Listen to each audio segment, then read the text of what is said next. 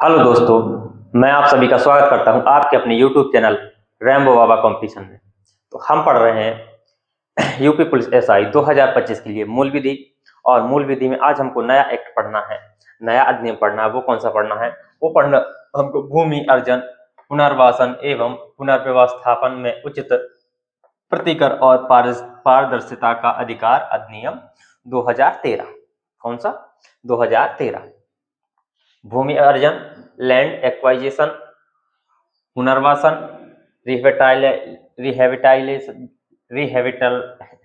रिहेबिटलाइजेशन और पुनर्व्यवस्थापन का क्या है? रीसेटलमेंट। क्या होता है? रीसेटलमेंट होता है। ठीक है। और इसको अगर शॉर्ट में बोले तो शॉर्ट में हम क्या कहते हैं? भूमि अधिग्रहण अधिनियम 2013। क्या कहते हैं? भूमि अधिग्रहण अधिनियम 2013 बोलते हैं। ठीक है। तो इसका शॉर्ट नाम ही क्या करते हैं? प्रयोग करते हैं, पूरा नाम नहीं प्रयोग करते। भूमि अर्जन, पुनर्वासन एवं पुनर्व्यवस्थापन में उचित प्रतिकर और पारदर्शिता का अधिकार अधिनियम। इतना बड़ा प्रयोग नहीं करते, सीधा शॉर्ट नाम प्रयोग करते हैं। कौन सा? भूमि अधिग्रहण अधिनियम 2013। कौन सा कहते हैं? भूमि अधिग्रहण अधिनियम 2013। चलिए हम इसके इंपॉर्टेंट फैक्ट की ओर बात करते हैं।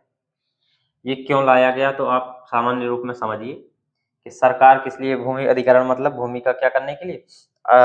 भूमि लेने के लिए। अधिग्रहण मतलब भूमि को अर्जन। क्या?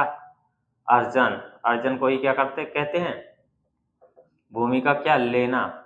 सरकार क्या कर सकती है हमसे? भूमि छीन सकती है। कभी भी भूमि क्या कर सकती है? छीन सकती है। लेकिन उसके भी क्या बताए गए हैं? कुछ कारण बताए गए हैं। क्या बताए गए हैं? कुछ कारण बताए गए हैं कि यदि उस चीज के लिए है तो वो सरकार, आप अगर नहीं भी दे रहे हैं तो भी क्या कर सकती है? सरकार हमसे जमीन ले सकती है। किसके तहत? इसके तहत, भूमि अधिग्रहण अधिनियम 2013 के तहत क्या कर सकती है? सरकार हमसे कभी भी जमीन छीन सकती है। ठीक है। तो इसके इंपॉर्टेंट फैक्ट की हम बात करते हैं, इसलिए इसको लाया गया। कई बार क्या होता था कि लोग क्या करते थे? जमीन देने से मना कर देते थे। क्या होते थे? मना कर देते थे। इसलिए ये उन्होंने क्या किया? ये अधिनियम ही ले आए कि क्या किया कि पूछना भी नहीं है। अगर कोई मना करता है तो पूछना भी नहीं है, सीधी जाके डायरेक्ट उनको मुआवजा दो और खत्म बात। ठीक है। तो इसके इंपॉर्टेंट फैक्ट देखते हैं। इसमें क्या देखते हैं? डेट में कौन सी हम 2 तारीखें देखते हैं। एक कौन सी? पारित होने की। एक कौन सी? पारित। दूसरी कौन सी? लागू होने की। कौन सी? लागू होने की। पारित कहेंगे तो ये कब पारित हुआ? तो ये पारित हुआ 26 सितंबर। कब हुआ? तो 26 सितंबर 2013 को। कब? 2013 को क्या हुआ था? ये पारित हुआ था। और लागू कब हुआ था? 1 जनवरी। कब? 1 जनवरी 2014 को क्या हो गया था? ये लागू हो गया था। क्या हो गया था? ये अधिनियम लागू हो गया था। क्या इसमें अध्याय कितने हैं? अध्याय, चैप्टर्स कितने हैं? अध्याय कितने हैं? तो कहेंगे इसमें कितने? 13 अध्याय हैं। कितने हैं? 13 अध्याय हैं। कुल धाराएं कितनी है इसमें? धाराएं कुल धाराएं कितनी हैं? तो 114 इसमें क्या है? कुल धाराएं हैं। कितनी? कुल धाराएं हैं 14, 114। अनुसूचियां कितनी है इसमें? अनुसूचियां तो अनुसूचियां कितनी हैं? तो अनुसूचियां इसमें है कितनी? 4 अनुसूचियां हैं। कितनी? इसमें 4 अनुसूचियां हैं। कितनी अनुसूचियां? कितनी है? 4। तो क्या है? पारित कब हुआ था? भूमि अधिग्रहण अधिनियम 2013 पारित कब हुआ? 26 सितंबर 2013 को। लागू कब हुआ? 1 जनवरी 2014 को। कुल अध्याय कितने हैं? 13 है। कुल धाराएं कितनी है? 114 है। अनुसूचियां कितनी है? 4 अनुसूचियां। कितनी है? अनुसूचियां कितनी है? तो 4 कहेंगे। कितनी अनुसूचियां हैं? 4 अनुसूचियां। चलिए अब हम चलते हैं एक्ट की ओर और एक एक चीज को हम पढ़ते हैं। यही एक्ट है। हमने कहा था कि इसमें क्या होगा? इसमें जो धारा 1 और जो 2 धारा है, धारा 1 में क्या होती है? संक्षिप्त नाम, विस्तार, लागू होना या प्रारंभ होना, ये चीज होती है। लेकिन 2 में क्या होती है? परिभाषाएं। लेकिन इसमें क्या है? धारा जो 2 होगी, इसलिए कहा था कि 99% है में क्या होती है? सेम रहती है धारा 1 और 2। लेकिन इसमें क्या है? अलग है। इसकी धारा 2 देखते हैं, इसमें धारा 2 में क्या दिया है और धारा 3 में क्या दिया है। ठीक है। तो चलिए देखते हैं धारा, इसमें धारा 1 की ओर चलते हैं। धारा 1 में क्या है? संक्षिप्त नाम, विस्तार और क्या है? लागू होना। संक्षिप्त संक्षिप्त नाम विस्तार और क्या हो गया, लागू होना। संक्षिप्त नाम भूमि अधिग्रहण अधिनियम 2013, संक्षिप्त नाम विस्तार और लागू होना। ठीक है, या प्रारंभ होना। तो कहां पर ये विस्तार क्या है, संपूर्ण भारत पे है। कहां पर, संपूर्ण भारत पर क्या है इसका विस्तार है। कहां पर है, तो कहेंगे संपूर्ण भारत में इसका क्या है, विस्तार है। क्या है, संपूर्ण भारत पर इसका विस्तार है। ठीक है, अब चलते हैं नेक्स्ट धारा 2 की ओर। किसकी ओर, धारा 2 की ओर। धारा 2 को समझते हैं। धारा 2 में क्या कहा गया है, धारा 2 में कहा गया है, धारा 2 में कहा गया एक्ट का या अधिनियम का क्या होना, लागू होना। एक्ट का लागू होना, लागू होना क्या होना, एक्ट का लागू होना। ठीक है,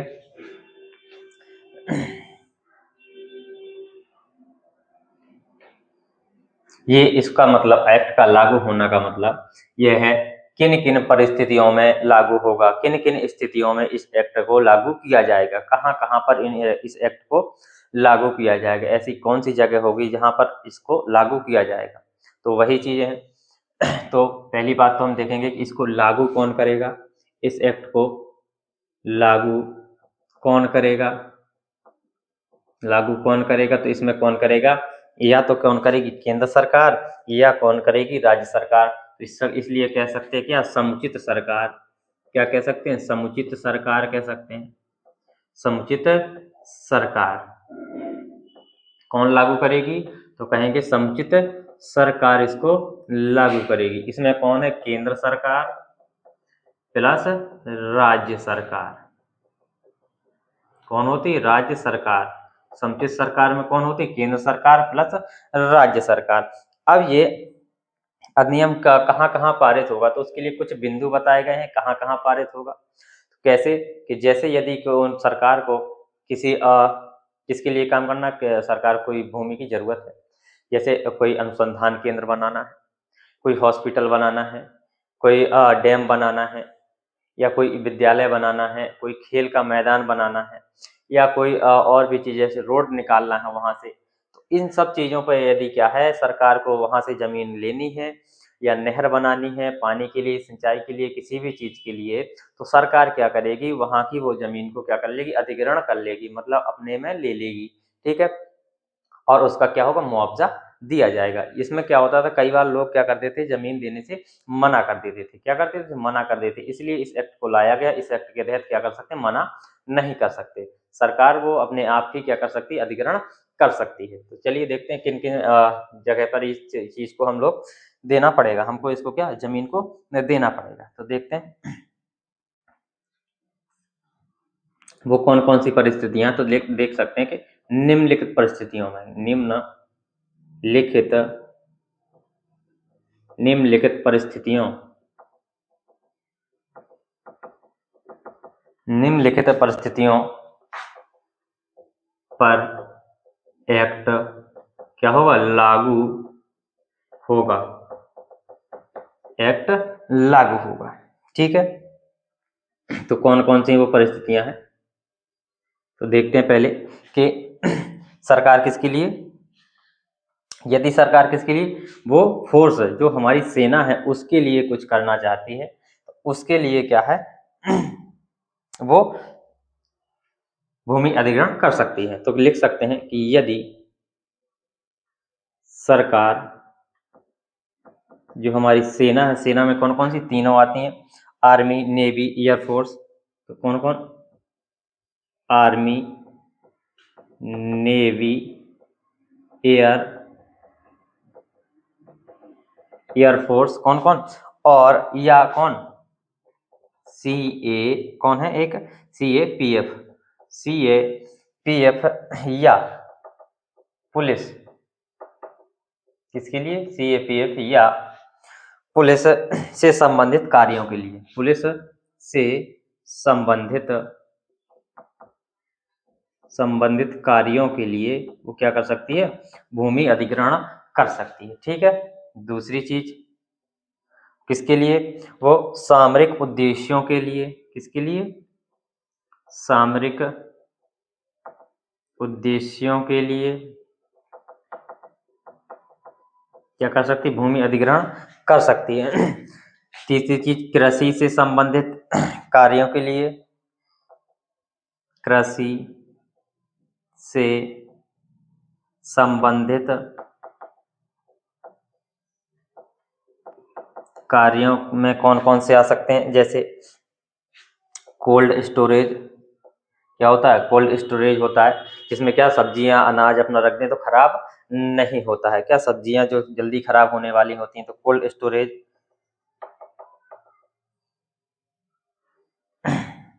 कोल्ड स्टोर बनाने के लिए। और उनका क्या भंडारगार बनाने के लिए, क्या भंडारगार बनाने के लिए, या प्रसंस्करण, उनका प्रसंस्करण का क्या, प्रसंस्करण बनाने की उनके लिए जो प्रसंस्करण है वो यूनिट है, तो उसके लिए क्या कर सकते हैं, वहां पे भूमि अधिग्रहण कर सकते हैं। और दूसरी चीज किसके लिए, सिंचाई के लिए, सिंचाई से संबंधित तो क्या सिंचाई से संबंधित में क्या होगा, कोई डैम बनेगा, बांध बनेगा, या कैनाल, नहर बनेगी, नहर बनेगी, किसकी, कैनाल या नहर बनाने के लिए, तो नहर लिख सकते हैं, नहर बनाने के लिए। और कोई अनुसंधान केंद्र के लिए, अनुसंधान केंद्र, यदि सरकार क्या बनाना चाहती है, कहीं पर अनुसंधान केंद्र बनाना चाहती है तो वो क्या कर सकती है, भूमि अधिग्रहण कर सकती है। ठीक है, भूमि अधिग्रहण क्या कर सकती है, भूमि अधिग्रहण कर सकती है। और कहाँ कहाँ पे, और क्या क्या ऐसी कौन कौन सी जगह है, जैसे स्पोर्ट में आ जाएंगे, स्पोर्ट में हो गया, स्टेडियम बनाना है, क्या स्टेडियम, या अगर स्टेडियम बनाना है खेल के लिए, क्या स्टेडियम बनाना है, या यूनिवर्सिटी बनाना है, यूनिवर्सिटी बनाना है, विद्यालय बनाना है, तो भी क्या कर सकते, ले सकते हैं। पर्यटन के क्षेत्र के लिए, पर्यटन के भी लिए क्या कर सकते हैं, भूमि अधिग्रहण कर सकते हैं। कोई स्पेशल कार्यक्रम हो, या स्पेस कार्यक्रम, कौन सा स्पेस, जो अंतरिक्ष है, अंतरिक्ष लिख सकते हैं, अंतरिक्ष कार्यक्रम, अंतरिक्ष कार्यक्रम के लिए भी क्या, अगर अंतरिक्ष का कोई कार्य है तो उसके लिए भी क्या कर सकते हैं, ले सकते हैं। स्कूल हो गया, कॉलेज हो गया, हॉस्पिटल हो गया, रोड हो गया, इसको क्या, सड़क, इन सब चीजों के लिए यदि क्या करना है, उनको ये सब चीज कार्यक्रम करने हैं, या इन सब चीजों के लिए भूमि की आवश्यकता है, तो वो क्या कर सकते हैं, भूमि अधिग्रहण कर सकते हैं। तो क्या किस किस किस लिए कौन लागू करेगा, तो समुचित सरकार, केंद्र सरकार और राज्य सरकार दोनों ही क्या कर सकती हैं, इसको लागू कर सकती हैं।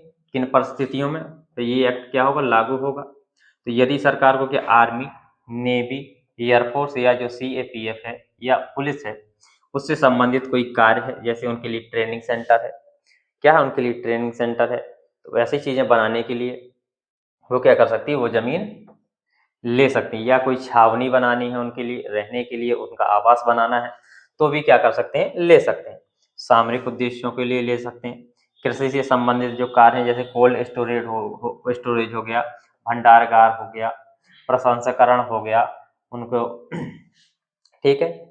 सिंचाई के लिए कोई डैम हो गया, बांध, क्या हो गया, बांध, कोई बांध बनाया जाता है, कैनाल, नहर बनाई जाती है, जिससे लोगों को क्या होगा, सिंचाई की सुविधा होगी। या कोई अनुसंधान केंद्र बनाया जा रहा है, तो भी क्या कर सकते हैं, वो भूमि अधिग्रहण कर सकते हैं। स्पोर्ट के तहत क्या, स्टेडियम बना सकते हैं, यूनिवर्सिटी वही बना सकते हैं। ठीक है। पर्यटन में पर्यटन में क्या है, पर्यटन के लिए बना सकते हैं कोई स्थान को, क्या है वो पर्यटन के लिए घोषित करना है। कोई अंतरिक्ष कार्यक्रम है तो उसके लिए स्कूल बनाने के लिए, कॉलेज बनाने के लिए, हॉस्पिटल बनाने के लिए, सड़क रोड बनाने के लिए, इन सब के लिए, अस्पताल बनाने, अस्पताल हो वगैरह की इन सब चीज़ों के लिए क्या है जो अवसंरचना होती है मतलब बनाने के लिए, वो क्या कर सकते हैं भूमि अधिग्रहण कर सकते हैं। क्या कर सकते हैं भूमि अधिग्रहण कर सकते हैं। तो इन सब चीज़ों पर क्या है हम रोक नहीं सकते, वो सरकार भूमि हमसे ले लेगी। ठीक है, चलिए ये धारा 2 आपको समझ में आई होगी। अब चलते हैं धारा 3 की ओर। अब धारा 2 में क्या होती थी परिभाषा, लेकिन अब इसमें क्या है धारा 3 में परिभाषा है। किसमें, धारा 3 में इसकी क्या है परिभाषाओं को दिया गया है। चलिए धारा 3 को हम पढ़ते हैं।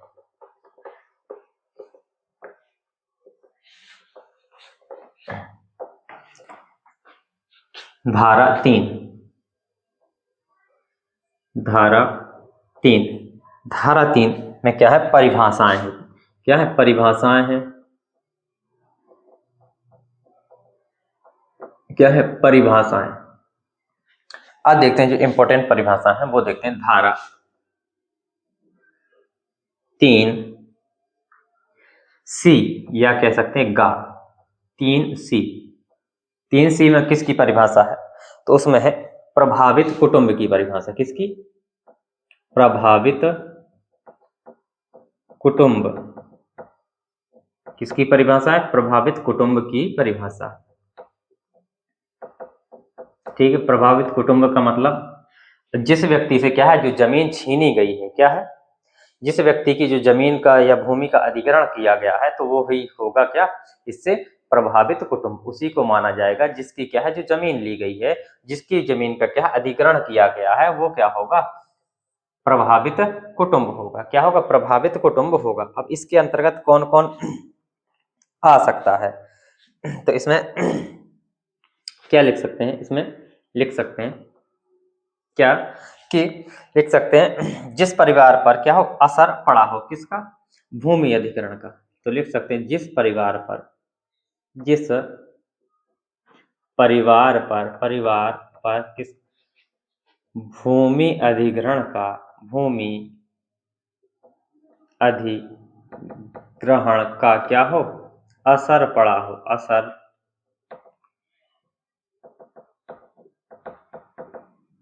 पड़ा हो। ठीक है, उसे क्या कहेंगे हम, उसे कहेंगे हम प्रभावित कुटुंब कहेंगे। क्या कहेंगे उसे कहेंगे हम प्रभावित कुटुंब। ठीक है, अब इसके अंतर्गत कौन कौन से परिवार आएंगे तो इसमें लिख सकते हैं कि जैसे ऐसा परिवार, ऐसा परिवार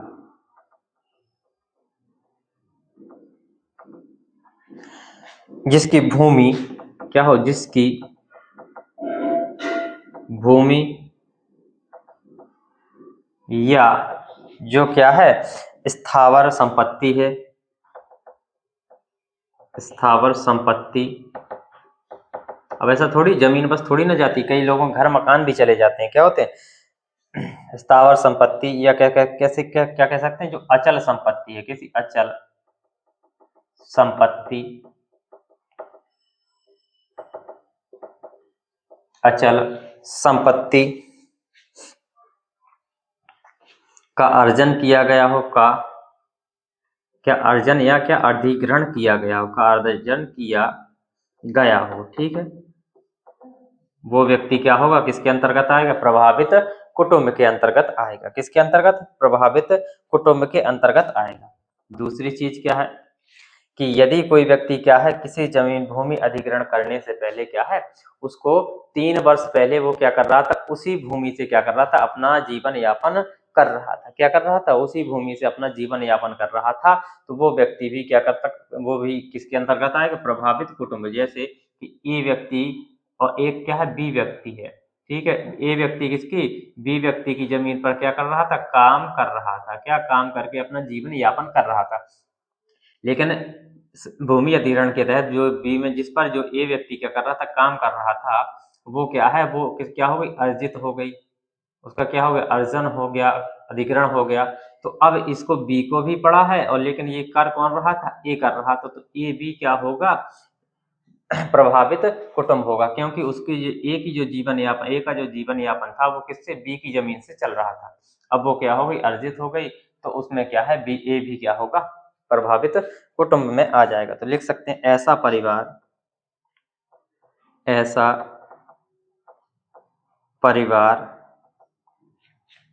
जिनका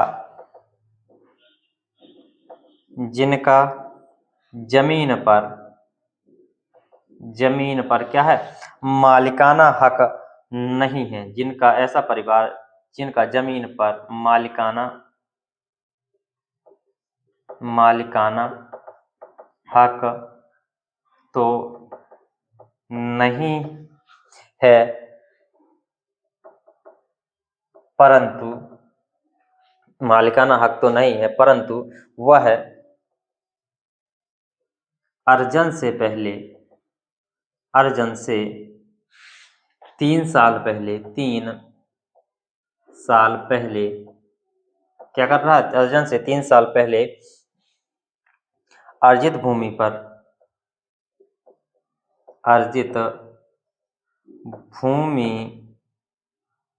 पर क्या कर रहा है, आजीविका कमा रहा है, आजीविका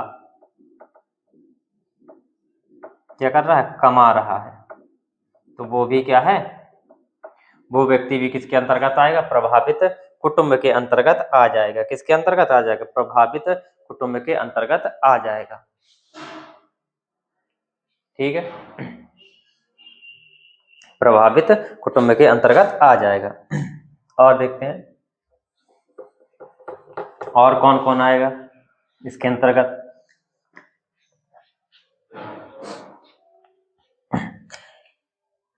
लिखते हैं ऐसा SC या ST परिवार,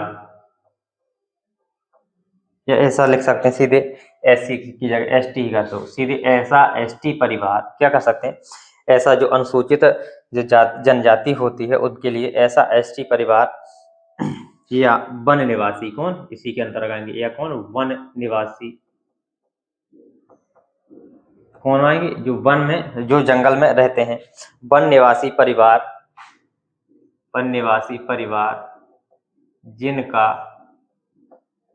जिनका क्या हुआ, जो अधिकार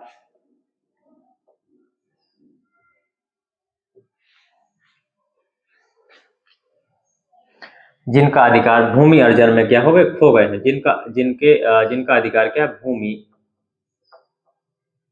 अर्जन से क्या है, खो गए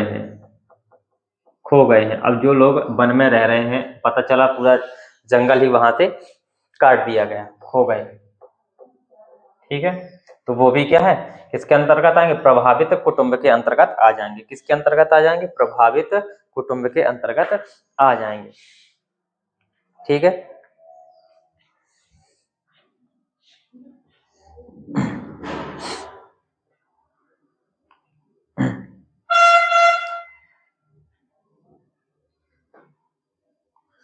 और कौन सा आएगा कि ऐसा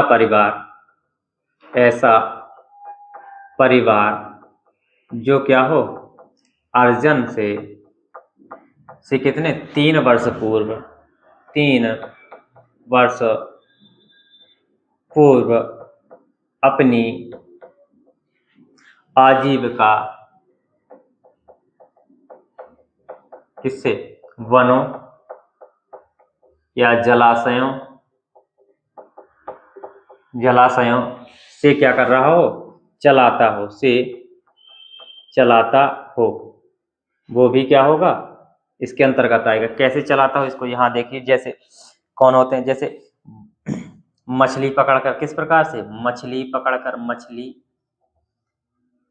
पकड़कर, लेकिन उनकी क्या भूमि अधिग्रहण हो गई है, वो तालाब खत्म हो गया। ठीक है, शिकार करके, जंगल से कैसा, शिकार करके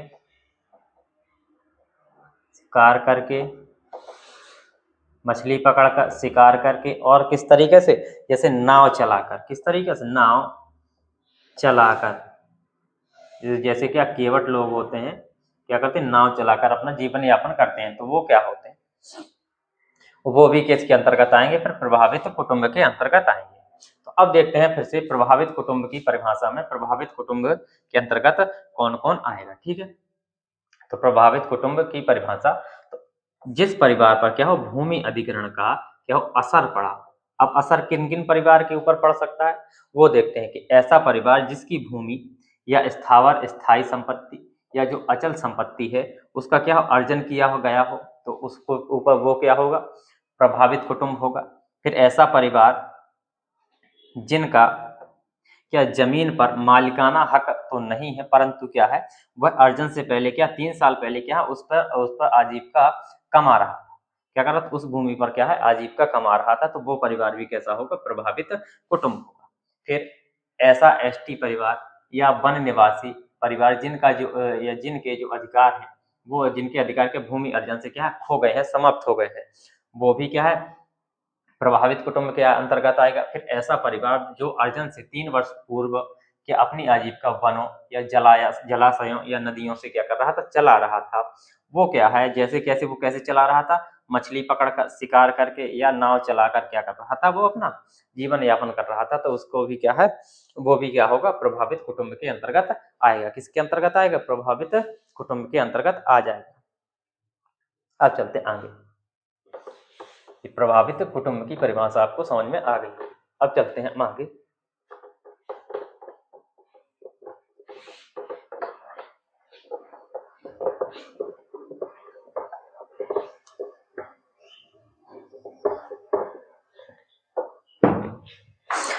अब देखते हैं नेक्स्ट धारा में क्या है, धारा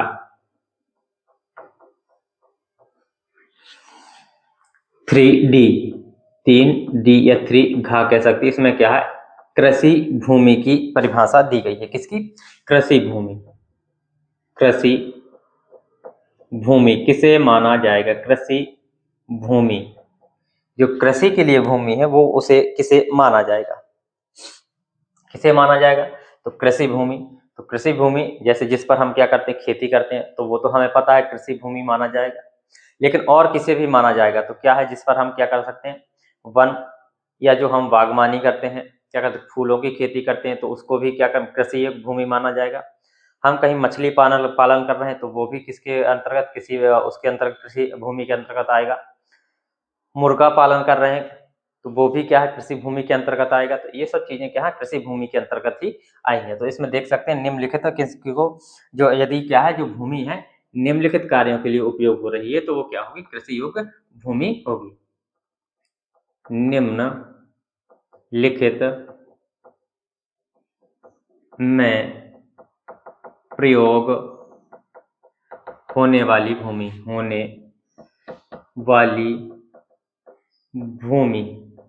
क्या होगी कृषि भूमि होगी। ठीक है, कौन कौन सी नंबर 1 देखते हैं, जैसे खेती के लिए तो हो ही रही है, या किसके लिए उद्यान खेती।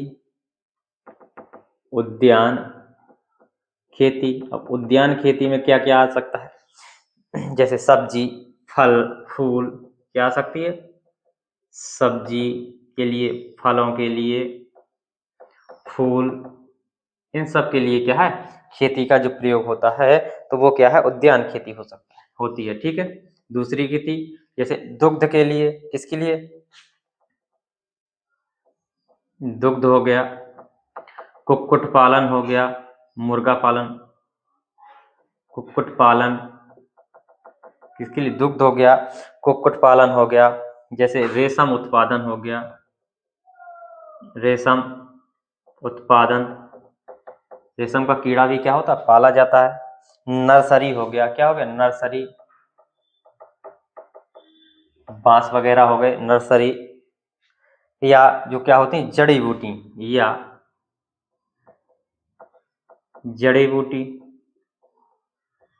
जड़ी बूटी के लिए जो प्रयोग हो रही है जमीन उसके लिए, तो वो किसके लिए है कृषि भूमि है। क्या है वो कैसी है कृषि भूमि है। या किसमें किसके काम में ली गई हो पशुओं का चारागाह हो, क्या हो पशुओं का क्या हो चारागाह हो, वो भी किसके अंतर्गत आएगा कृषि भूमि के अंतर्गत आएगा। या किसके लिए हो, या जो फसल है किसके लिए, फसल या वृक्ष, वृक्षों के भी तो लगाए जाते हैं वृक्ष भी, या कोई घास, घास से भी बहुत सामान बनते हैं, घास के जो बढ़ने वाली है, घास के बढ़ने वाली भूमि,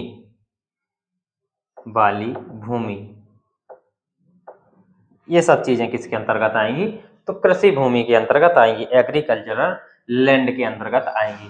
तो कृषि भूमि, तो वो किसके लिए, निम्नलिखित में प्रयोग होने वाली भूमि क्या होगी, कृषि भूमि होगी। जैसे खेती के लिए उद्यान खेती, खेती में क्या, उद्यान खेती, जैसे सब्जी फल फूल के लिए कर सकते हैं, ठीक है।